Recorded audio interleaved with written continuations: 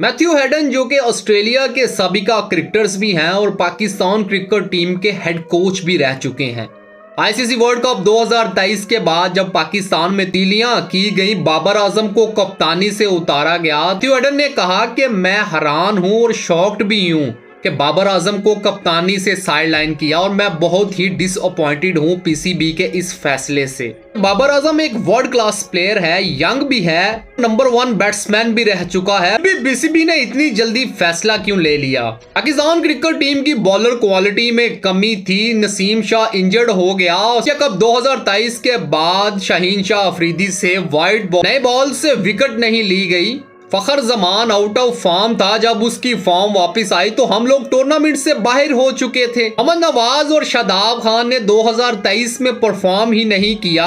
पाकिस्तान को क्या इन्हीं दो स्पिनर्स के साथ वर्ल्ड कप में जाना था? क्योंकि यही खेलते